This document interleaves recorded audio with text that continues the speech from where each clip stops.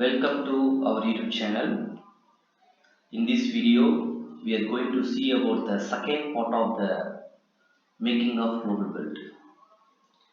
We have already seen in the pre-modern world how the world was interconnected, how the Silk Route, food, conquest, disease, and trade linked the world, how Europe became rich, and how Asia became poor. Now we are going to see after the pre-modern world in the 19th century how the world was changed. Actually, 19th century was referred as 1801 to 1900. But in this textbook, we are going to see about 1815 to 1914. This means what? Until First World War commences, until First World War starts, what are the events that changed the world? So basically, there are various factors: economic factors, political factors, social factors, cultural factors, and technological development. So there are various reasons that transformed the societies and changed the external relations. அதாவது பொருளாதார ரீதியான நிறைய காரணம் இருக்கு. 19ஆம் நூற்றாண்டுல உலகமே மாறிச்சு. அதுக்கு பொருளாதார ரீதியான காரணம் இருக்குது, அரசியல் ரீதியான காரணம் இருக்குது, சமூக ரீதியான காரணம் இருக்குது, கலாச்சார மாற்றம் ஒரு காரணமா இருக்கு, அப்புறம் தொழில்நுட்ப முன்னேற்றம், டெக்னாலஜிக்கல் டெவலப்மெண்ட் ஒரு காரணமா இருக்கு. இந்த காரணங்கள்லாம் சேர்ந்து என்ன பண்ணுது, அந்த மக்களை மாத்திருக்கு, உலக சமுதாயத்தை என்ன பண்ணிருக்கு, மாத்திருக்கு. அதுவும் இல்லாம எக்ஸ்டர்னல் ரிலேஷன்ஸ், அதாவது தமிழ்ல வெளியுறவுத்துறைமாங்க. ஒரு நாட்டுக்கும் இன்னொரு நாட்டுக்கும் உள்ள ரிலேஷன்ஷிப் தான் இது எக்ஸ்டர்னல் ரிலேஷன்ஸ். அந்த எக்ஸ்டர்னல் ரிலேஷன்ஷிப்பை கம்ப்ளீட்டா மாறிடுச்சு. எப்படி மாறிச்சுன்னா, before 19th century no country was colonized, but during this period several Asian and African countries were colonized by the European countries. This is how there was change in external relations due to these various factors. And as per the economist, they told that in the international economic exchange, அதான் சர்வதேச அளவுல பொருளாதாரம் கை மாறுமா இல்லையா, வர்த்தகம் நடக்கும், நம்ம வாங்குவோம் விற்போமா இல்லையா, அதுல மூன்று வகையான மூமெண்ட்ஸ், மூன்று வகையான ஃப்ளோ கண்டுபிடிச்சிருக்காங்க. யாரு? எக்கனாமிஸ்ட். இந்த history in this 19th century, as per the economist, there were three kind of flows in international economic exchange. First one was the flow of goods.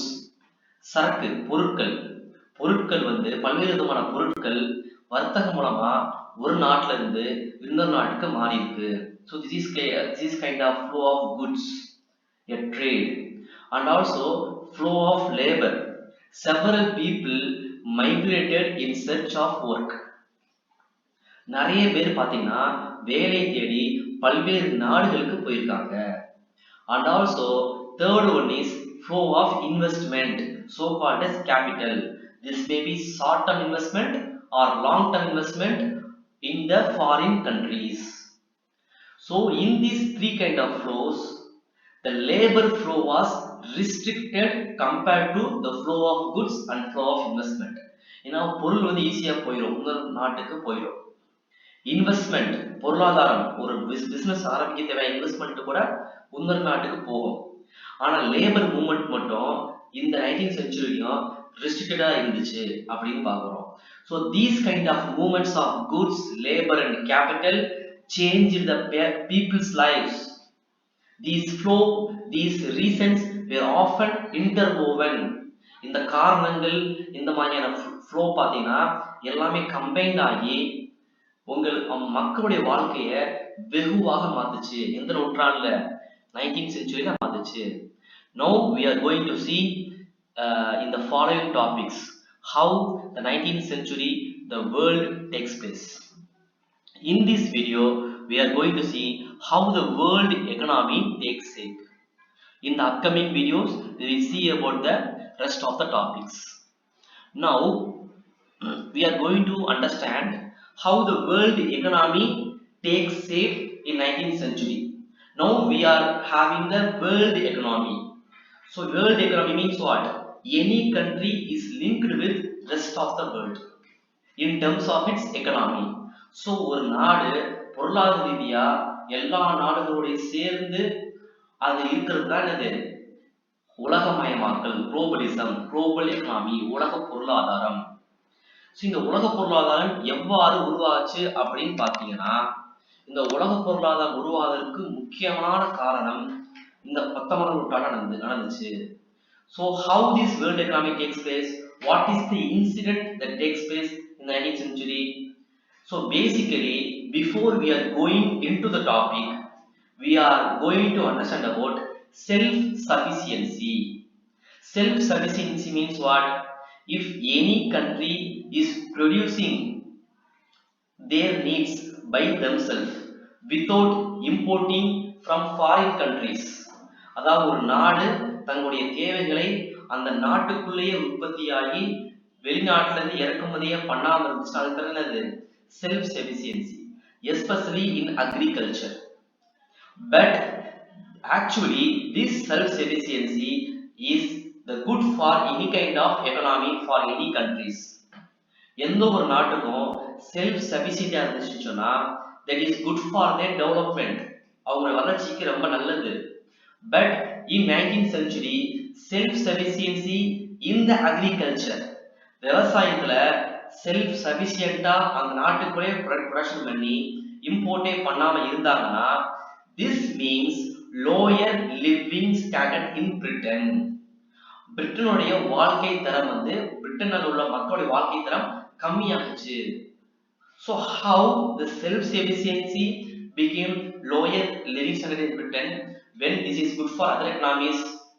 That's what we are going to see in this slide.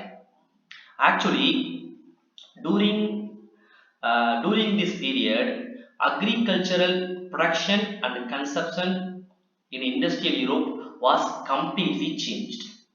In what way? Actually, what is the reason means there was a population growth in 19th century. This population growth increased the demand of food products, especially agricultural produce. That's why the prices increased. Actually, the Britain, the European countries are producing their crops themselves. Especially Britain also can produce their agriculture produce themselves. So the people can live on their local foods without importing from foreign countries. But what happened? Because of the population growth, the demand is high.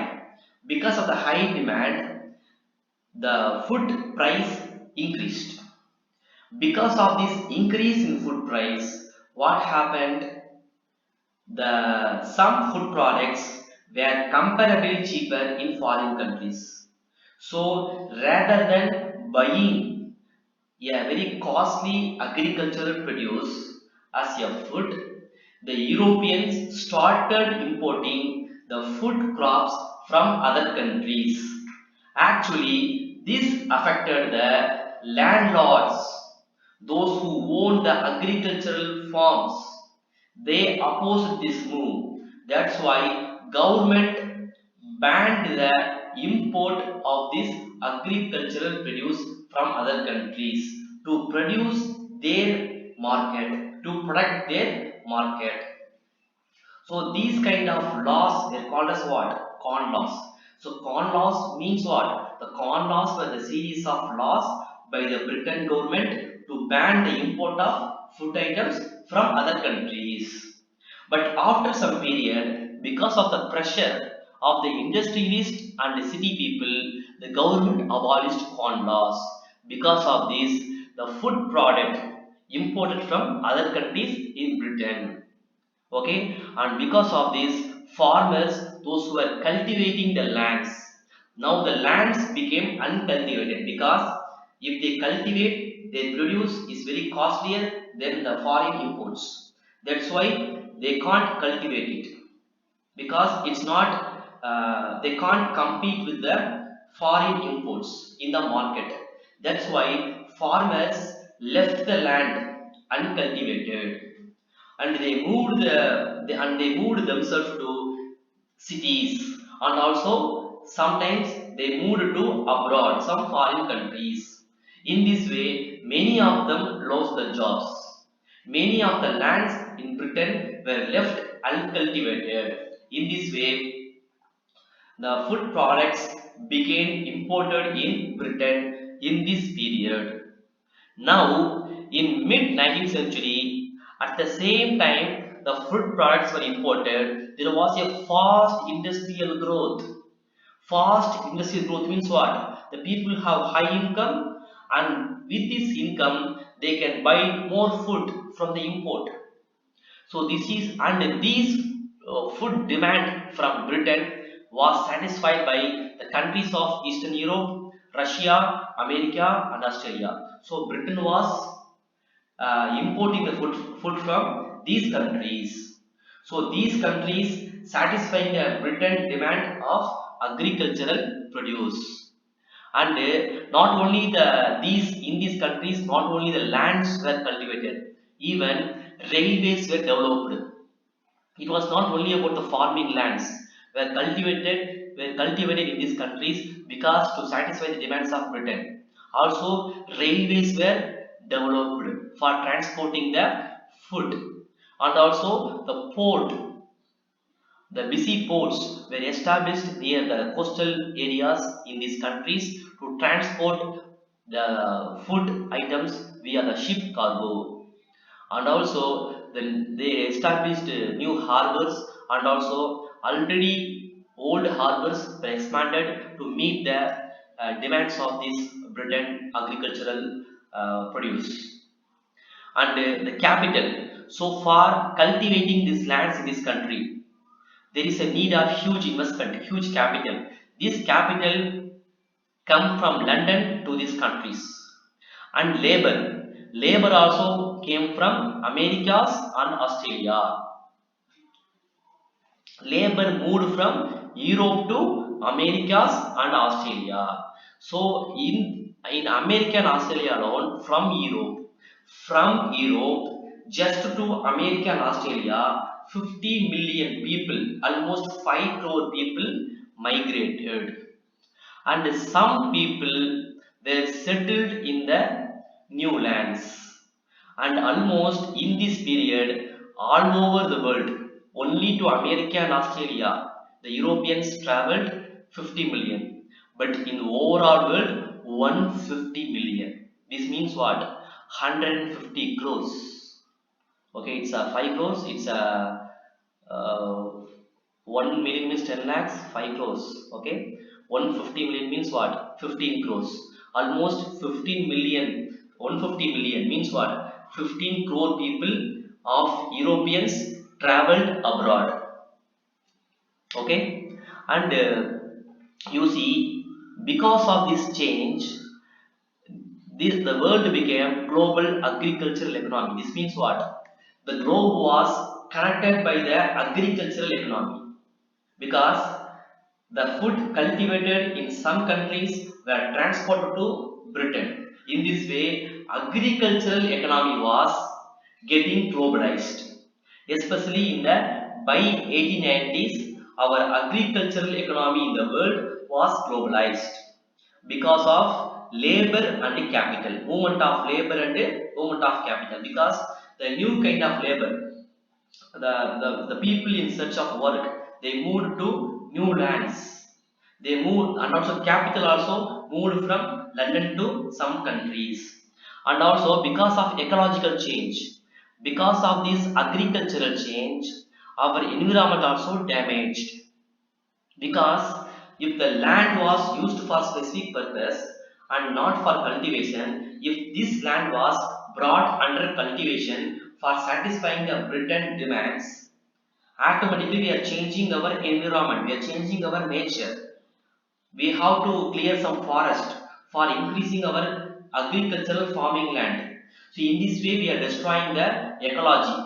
So it's the second reason, by 1890 we developed the global agriculture economy. And also technological development also made this possible in 1890. So these are the four factors that made the global agriculture economy possible in 1890. So what is difference what is difference before and after global world economy? Because before global world economy, the food came from nearby villages, but now the food came from a very long distance. And before that, the labor was local people, but now the labor was a migrant. They may have come from different countries, and traditionally they were not practicing the farming. They are doing this cultivation only for work. They are farmers only for this generation.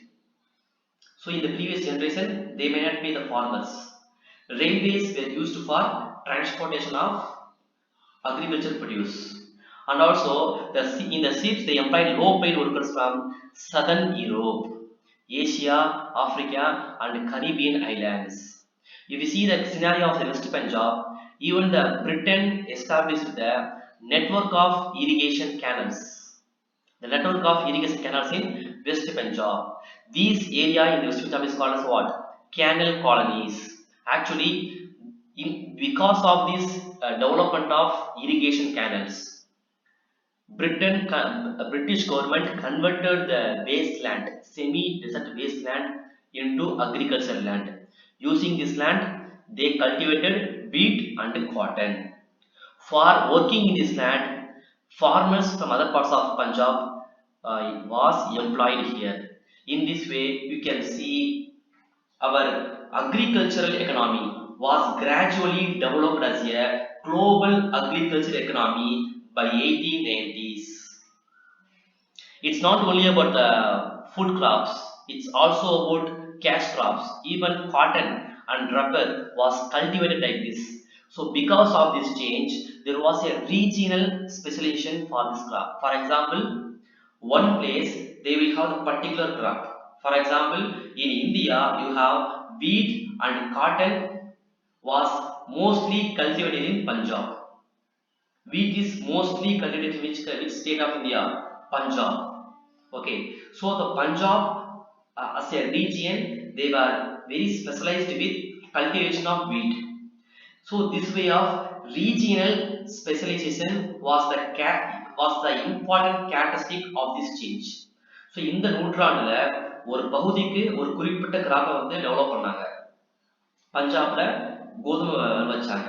So this kind of regional specialization was developed in this period. So this is how 19th century global agricultural economy taking shape by which year? 1890. With this, we conclude this video.